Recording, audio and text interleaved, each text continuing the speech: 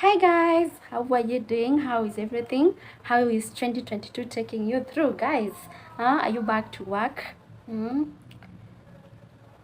Anyways, welcome back to my channel. My name is Sylvia and this is Tips with Sylvia. Consider subscribing if you are new here, please. And to my returning subscribers, thank you so much. I appreciate you for everything that you are doing to my channel. So guys, today I have a very interesting topic, and yeah, I hope everyone is going to enjoy.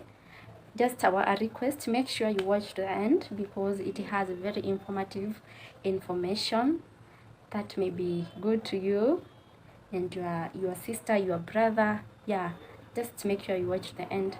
So today, as I said, I'm going to discuss on the series of culture, and in this case I'm going to discuss a very nice one. I'm going to discuss about marriage.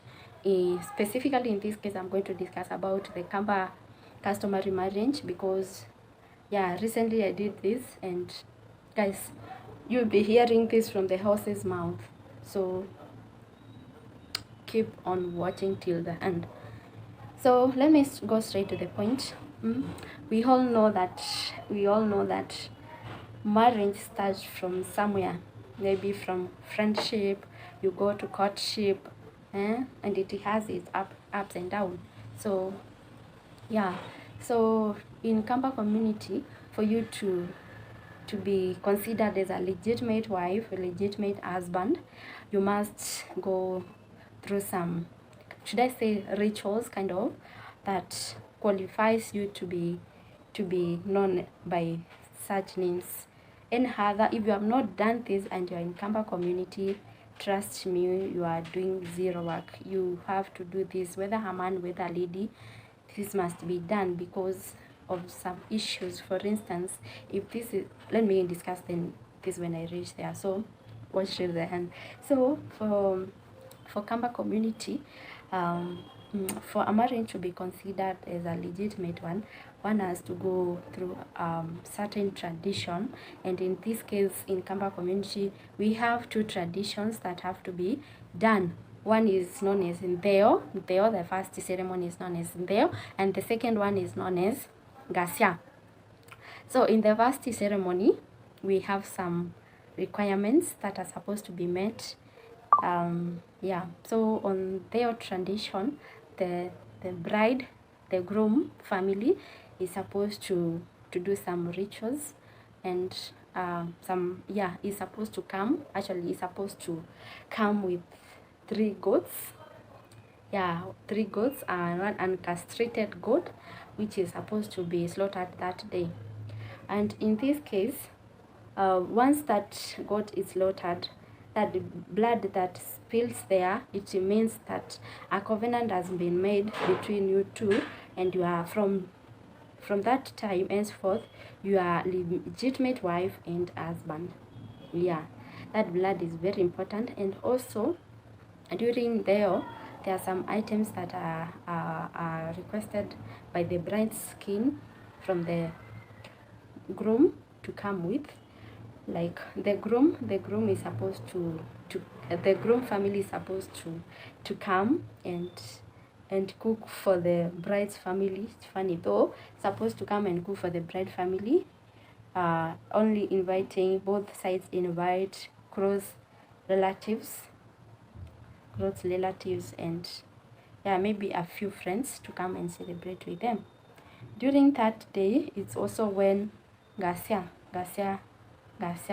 items are discussed, and yeah, are discussed and agreed, so that I think they bring them during that day, so that the following day other activities happens that I'm going to give out to you.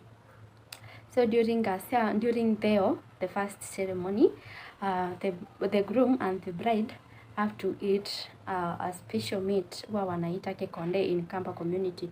They have to eat that special meat together with a drink. It can be soda. Yeah, it can be soda. So that one, by eating that one, that solidifies their relationship. And in case the bride, God forbid, dies while in the hands of the groom, he has all the powers to go and marry her, because it is very, very legitimate. Oh, so in that case, if you have not slaughtered that goat, you have not taken the 3 goats to the bride family, and she happens to die, guys, you have no authority to bury her. Yeah, a king takes her back, unless you make a request to pay her dowry first. You have to pay and theo first before you bury her. Yes. That is the case. We also have our tradition, guys.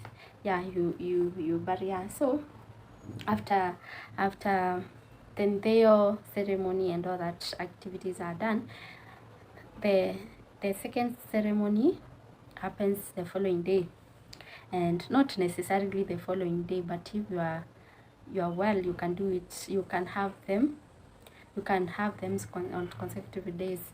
So on the Gasa ceremony, the groom's family and the bride's family agrees on items that are supposed to be brought home to the bride family. So some of the items we have are supposed to come with 48 goats. 48 goats, 2 blankets and 2 sheets. They're supposed to come with honey, and also they're supposed to come with bananas and traditional beer initangwa kaluvu. You are supposed to come with it for you to do the Kasia ceremony.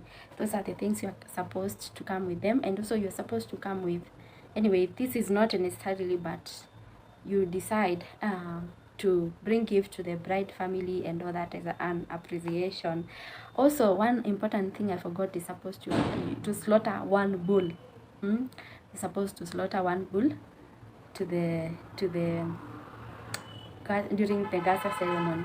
And another thing, during Gasa ceremony, the second ceremony, now the bride and the groom family invites all close family, friends, everyone, neighbors. You're supposed to come and celebrate with them. And in this case, guys, it is a groom family that comes to cook in the bride's family. Oh, that's funny, but that is what happens. So after all that activities, the bride is given out to the groom's family. There's one thing that I'm forgetting. During that time,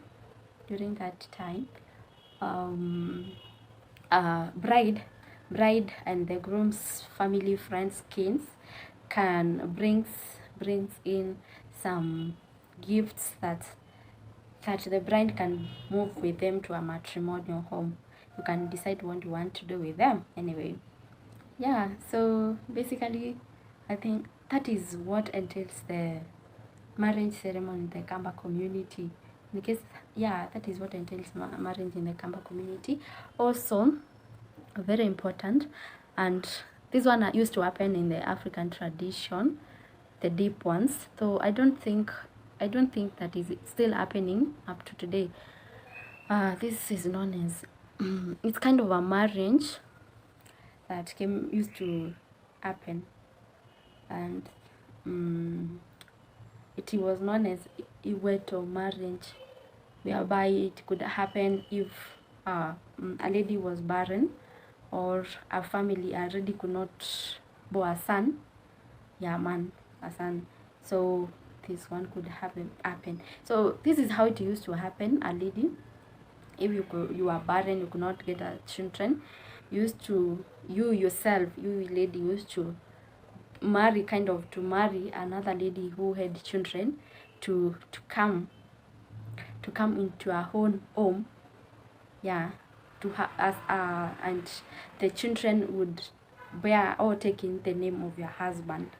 And yeah, if I don't know what I can call this, but if you are wealthy enough, or you made agreement with your husband, you could agree and let your husband sleep with your Iweto to have children with her. Those, yeah, children with, to have children with him. Gosh, sorry guys, to have children with him. This was because in African tradition, men wanted their wealth to be inherited by their sons, and this could happen, especially it could happen in families that had a lot of wealth. Another thing about Iweto marriage was, if you are a lady and you happen not to get what, you happen not to get a son, you were supposed to get another lady who was not married and he had bought a son, so that they could come, take the name of your husband and inherit the property of your husband. Yeah, that is what used to happen. That is some of the cultural practices I think have been left out, and others are still being carried out today in Ambonanity, like the previous one. So it's up to you, young man, young lady, to decide. So guys, I hope you have enjoyed this conversation, and may God bless you. May God see you through. To the singles, to those who are waiting, God will bless you. Just keep on trusting the process. Yeah, thank you so much for watching, and God bless you. Bye bye.